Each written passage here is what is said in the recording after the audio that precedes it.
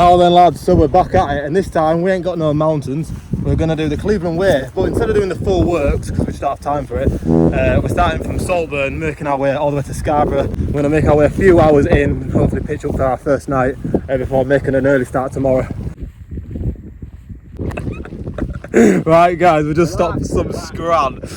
We hadn't had tea, so we thought, you know what, let's just chill, stop, have a sarnie, enjoy the views. We've got hiking poles out, we're now going to get our head down and get a good few more miles underfoot before pitching for the night. I'm thinking if we get up on that cliff, that'd be a right spot. What a place to live though, I mean, scenes on that. But can we just appreciate, not the view, but the state of me already? we're literally, this is a half day, and I finished work at 3, we're headed down here, and we've done about 3 hours or so. And yeah, already sweating a good one. So I've got a puffer jacket in my bag. Don't think I'll be needing that somehow. But you never know, it does get chilly at night, doesn't it, at times? But I doubt it, mate. I mean, lads, I think we've found the place to rest our head tonight. What do you reckon, lads? Yeah, naughty, mate. Oh, let's have it. There we have it, lads. Home for the night.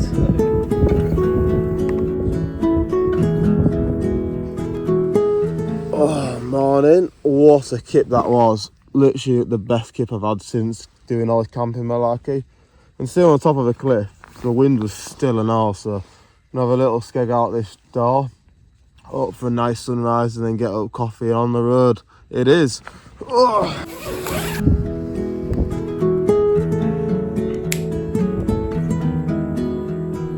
Morning geese, so we're on the trail, Holby in the background we believe, so hopefully you get down there, have some scran, latest breakfast I imagine. I mean, it's 6:30 now, so however long it takes to get down there, but can we just appreciate the view?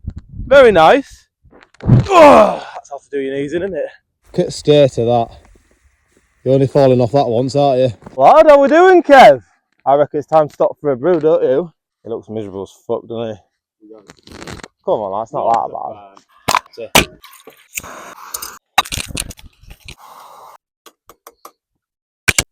Morning, you alright? Morning. Started price at £10. Yeah, they're vibing, mate. Walking into Staithes now for a bit of brekkie. It's cobbled streets, tea room. We like it when it says closed and we want some brekkie, don't we? Right, moving on. What vibe does this look? I mean, that Paradise of the North, I'll be wearing that, mate. That actually looks sick. Some right clobber in there. So just asked the local and they said Cobbles was the only spot around here that'll do breakfast. But looking over there is a sign that says closed. No brekkie for us, lad.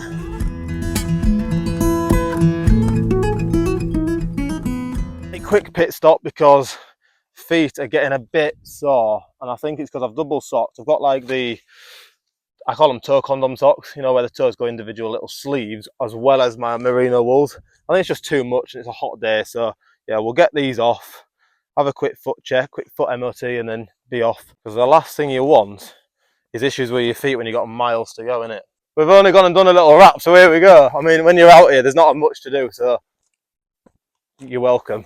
Out in the sticks, no fucking bricks. Saw Deborah walking, what is it? Oh, I'm not allowed to do it, apparently it's a bit cringy. Yeah. Oh no, he stacked me fucking heel, ankle and all.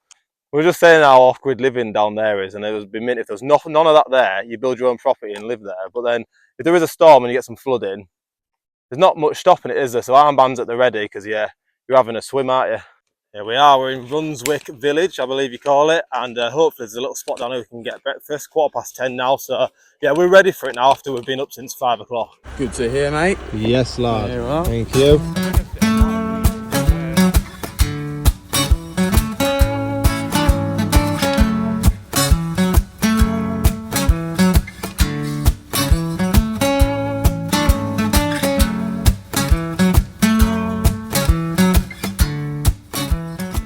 Another pit stop for foot care, because now these socks are just rubbing like mad, they're not feeling it. So, blister plaster on, back to the merino wools.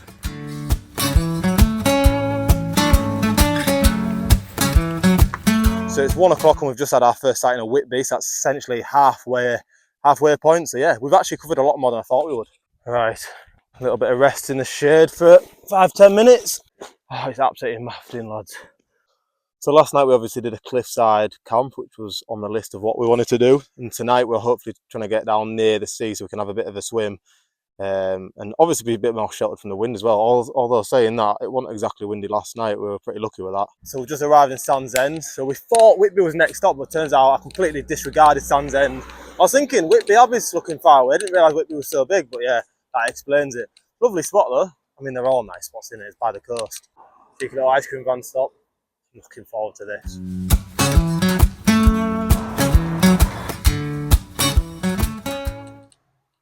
Okay, stay at you then. That's done us right. We just had to stop off and have fish and chips. I mean, can you stop off at Whitby and not have fish and chips? So now we're just going to go get a few like resources like water, bevy for tonight, any snacky poos we fancy, and then head up to find a pitch somewhere, hopefully on a beach. Can't believe it. I've nipped into a shop, got myself a little wind deflector for my stove because it was blowing a gale last night. It was sunny when I went in. Look at the state of that. Looks like I've lost them again. That's us sorted, so heading up to Whitby Abbey now, 1,001 steps. And then hopefully find a pitch. We're umming and ahhing whether to bother trying to find a beach because as you saw, it just chucked it down. It has stopped, got a bit of a dry spell, but whether it comes back or not is another matter. Yeah. Look at the size of this. I mean, I'm not into me foraging, but I reckon a few would have that. I'd be scranning it tonight at camp, but yeah, I'll probably end up having the shits or something if I have that. Oh mate, look at this sky. There's a right grey cloud behind you lads. But anyway, the reason we're here is because if you haven't guessed already, this is our second night, our new home. And she's definitely pitched better than last night, isn't she? I'm happy with that. The thing is with these tents is you've got to get attention because obviously there's no tent poles. Meet our new neighbours, now and geezer. Go on then, I'll show you. Since you asked nicely, come on, it's set up. So, look at that, it's cosy, isn't it? And then we've got like a little vestibule here, all my kit. And the other vestibule over there, I'll let you into a little secret. I use it to have a little tinkle in the middle of the night because I'm at getting out and whapping it out when you could just sort of like lean over, do you know what I mean? I'm actually looking forward to sitting down. Yeah, me too. Oh, I'm glad the sun's come out sailor after that shower. Are we still doing early day tomorrow? Yeah. Early start, sorry. I think sunrise, we get up, have a skeg, hopefully see something amazing that blows us away and we never forget, and then head back on trail. Right, what I was thinking is we've been doing it for about a year, haven't we? Like this hiking and camping, maybe a bit longer. Right, yeah. And I would say, on average, we've bought more kit than most people. Yeah. In 1 year. Definitely. The question was, what is the best bit of kit you feel like you've bought, like you've upgraded since you started, like the most like return on investment? So my initial thought was this nature hike. Obviously this isn't mine, it's yours, but I reckon this is an all-round the tent. I mean, I love this for like the weight of it, but do you know what I mean? And Yeah. all around, then this is in the winter because it comes nice and low. You sound that not so much. So I'd say yeah, that. So it's nice and spacious. The two vestibules. I think it's also like the context is important, isn't it? It's like what kit you started off with, Yeah, and then upgraded to. So what tent did you have when you started? Yeah, so for a bit of context, I started off with like a 20 pound like Argos tent. You know, them proper tragic like blue and neon green sort of. Yeah, they call it a 2-man. It's definitely a man and a dog at best. Probably not waterproof sort of tent. And we went to Peak District, didn't we, for our first trip. Yeah. The size of it, lengthwise, couldn't get my air mattress in it. Like I had to sleep at an angle, like, you know, from corner to corner. It was pretty tragic. It was a bad setup. So I could definitely warrant that one in my head at least, where some of them I'm like, oh, I don't really need it, but I do need it. Do you know what I mean? Where that one was like, no, that's a no-brainer. Yeah. What about you? I think for me, I was like, because obviously I was thinking about the question I was going to ask you. So then I was thinking about it today, like as we were walking, I was like, what's really the best investment? But I'd actually say these trousers. Oh really? I know it's a bit of like a road choice. I thought you were going to say your bag. No, because bode's probably like bag is like probably like least. No way. Yeah, because like you don't, even though it's like better and more comfortable, you're still carrying 20 kg in. Yeah, so I had some shitty like H&M cargos, but they're good like, you know, around town and whatnot. But then I thought because they're cargos, it'd probably be like all right for hiking as well. Yeah, sweaty bumhole. Yeah, that, and then also just chafing, mate. For me, I went in to go outdoors. I remember telling you, like, and I tried on about 10 different pairs of trousers because I was like, I just don't want to get a shit pair. Do you know what I mean? I don't want to order a pair online. Yeah, I mean, £100 and then have to send them back and then get another pair. I mean, we were literally saying that earlier, weren't we? Saying money with this sort of gear doesn't mean anything. You can't gauge it by, oh, 100 quid, that's going to be good, because like, I paid like 90 something quid for some boots, right? Went and did Peak District and Snowdon with these boots, absolutely ruined both times. Yeah. He's bought his shoes that you've been wearing today, also like 90 odd quid. Yeah. Comfiest hiking shoes you've had yet. Yeah. So you have got to do a bit of like, you know, like online What the fuck am I saying? Research? Thank you, mate. Yeah, that it's all simple right. I saw word you was just struggling gone. there, mate. You were struggling. I'll tell you what, right? If I was in the government, I had control. I would. I mean, I know I'm saying this because obviously this is our interest, but I would honestly make like wild camping a bit similar to Scotland, what they do, and sort of say, all right, you can wild camp as long as you're X distance away from, you know, property, businesses, whatever. But if you are then found to be like littering, I don't know, having fires and leaving scorch marks on the ground, whatever, creating disturbance, noise and whatnot, then you are fined like a hefty £2,000 or something like scary where the people are really going to think twice about it. Yeah, I think also like the only pushback really on wild camping in general, as we touched on, is like you're not spending too much money, are you? In local businesses, well, this is it. you bought your own stuff, But then you know, like Cleveland Way, you know, we stop off at Whitby, stop off at a few different so you places, do. It's not a direct sort of income, but like sort of it's like off the back of. And I think like with that, like they could see it as it's going to take away from like healthcare pressure because obviously it's going to help with your mental health in it. Like we always say, if you're feeling down, just go for a walk, get a bit of sunlight or whatever.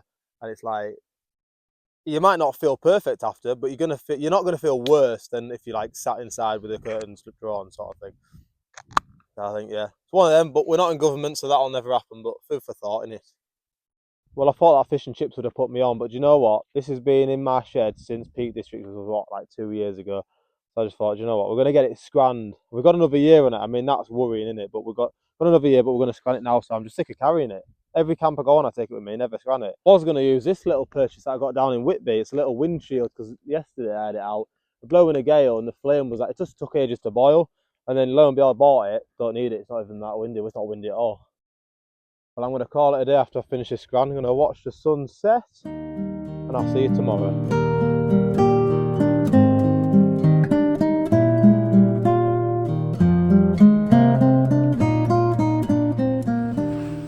Morning. Let's go and have a skeg at this view. Oh, what a sight. I'll tell you something though for now. It's nippy. Colder than yesterday, that's for sure. I'm going to warm up though, so we're going to get packed away and get down. And I still want to have a little skeg in the sea, do you know what I mean? That's pretty much everything packed away, but one thing I'm going to do for a packed tent away is use this foam pad, just because condensation in this tent is pretty bad to bear. And it was leaking on me a little bit, just a slight drop, so I'm not sure if I'm just rubbish at the seam sealing or if it was just the condensation dripping on me. Where's your phone, lad? In my tent, mate. Next stop, Robin Hood's Bay.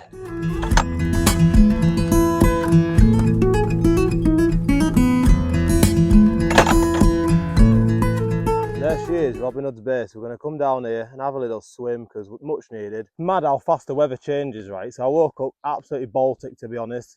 And like I was thinking, I said about having a little dip in the sea and I'm not feeling it. And then by like, what, an hour in, t-shirt and shorts are on, do you know what I mean? Get me in that sea.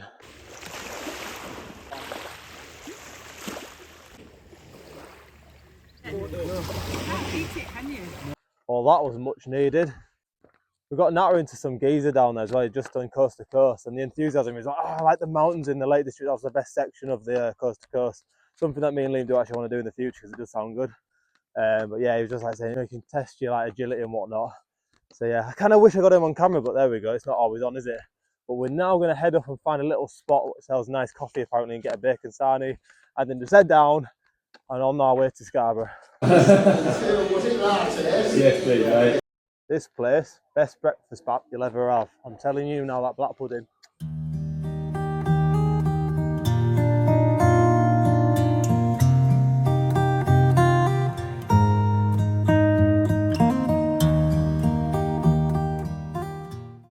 Mate, when you put him next to the rest of them, that absolute tank. I won't be arguing with you anytime soon, mate.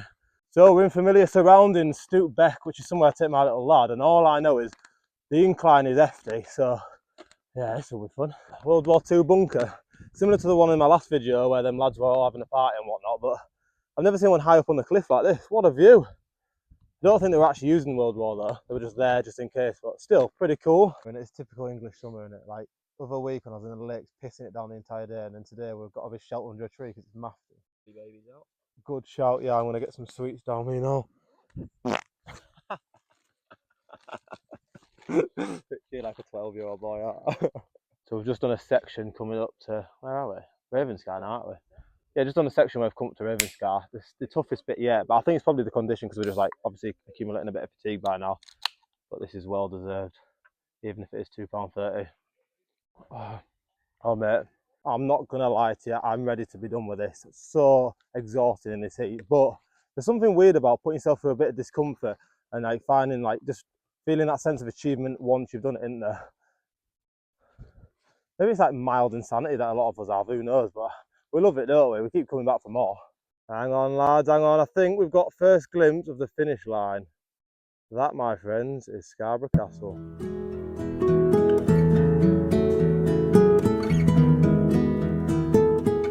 Well, Liam's gone into the distance, I've lost him because my pace has slowed right down. I've just got genetically weak feet, I think. Like I'm literally blistered left, right and centre. And I've just felt a massive blister pop, like a massive, rush of pain like underneath my big toe. So yeah, bit of grit and determination though, do you know what I mean? We're nearly there. Come on. So close yet so far away. We've made it to Cloughton and there's literally a spot up there which is like overlooking the sea. You can park up and it's just a brilliant place to take the tent box, which is something I really want to do. But it's just always round because obviously everyone's got the same idea.